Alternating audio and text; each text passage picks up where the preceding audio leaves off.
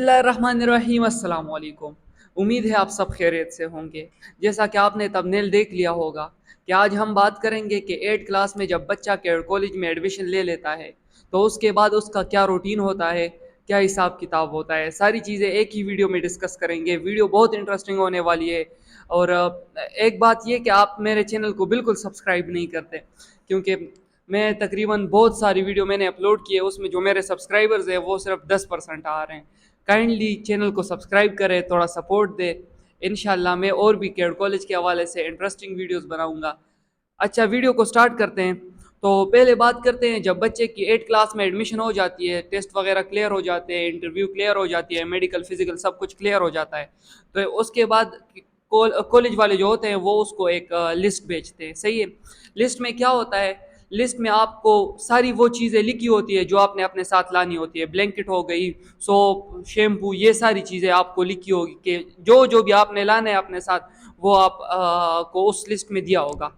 अच्छा, जब आप वो ले आते हैं, पहला दिन हो जाता है, पहले दिन आपका अराइवल डे होता है, आपका ना कुछ रूटीन होता है, बस आप अपने पेरेंट्स के साथ आ जाते हैं, पेरेंट्स आपको ड्रॉप कर लेते हैं, आपको वहाँ पे छोड़कर आपसे पेरेंट्स चले जाते हैं। रोने शोने वाला माहौल होता है, बस पेरेंट्स भी रो रहे होते हैं और बच्चे भी रो रहे होते हैं।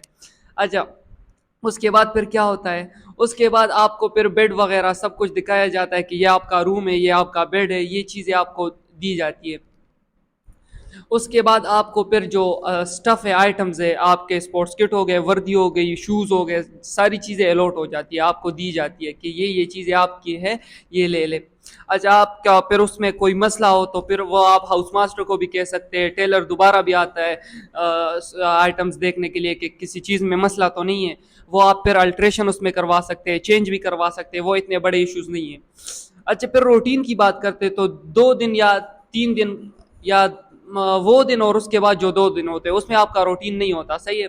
आपको बिल्कुल फ्री रखा जाता है, कोई कुछ नहीं कहता, बस आप वहाँ पे जो इन्वायरमेंट होता है उसके साथ अपने आप को एडजस्ट करते हो।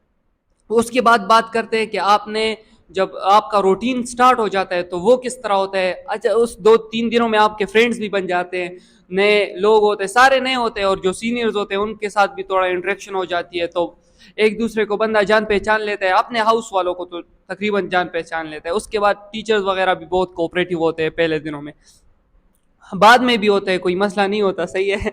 अच्छा, तो फिर इस तरह हो जाता है कि आपका जब रूटीन डे स्टार्ट हो जाता है तो थोड़ा टफ होता है। पहले 1 हफ्ता 2 हफ्ता आपको थोड़ा सा एडजस्टमेंट में इशू आता है।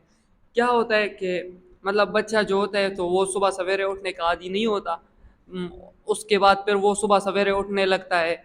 उसके बाद वो फिर सुबह सवेरे ना ड्रिल करने का, ना भागने दौड़ने का, इन चीज़ों का आदी नहीं होता, तो वो चीज़ें पहले दिनों में बहुत मुश्किल होती है, मगर बाद में फिर बिल्कुल आसान हो जाती है। आपका सुबह सवेरे ड्रिल होता है, मतलब वो जो आप मार्च वगैरह जो होता है ना, उसके बाद आपका कभी हफ्ते में 2-3 दिन ड्रिल होता है, 2-3 दिन पीटी होती है। सही है। उसके बाद आपका नाश्ता होता है, आप चेंज करके दोबारा आके नाश्ता होता है आपका वो।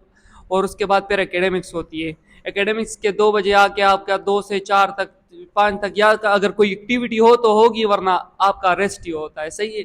तो उसके बाद फिर स्पोर्ट्स का टाइम होता है, असर का टाइम जो होता है, मगरिब से लेके तकरीबन 2 घंटे आपका प्रेप होता है। उसके बाद फिर डिनर होता है, और उसके बाद आप बिल्कुल फ्री होते हो, क्योंकि आपको सोने का टाइम बहुत दिया जाता है, क्योंकि आपने सुबह सवेरे उठना है।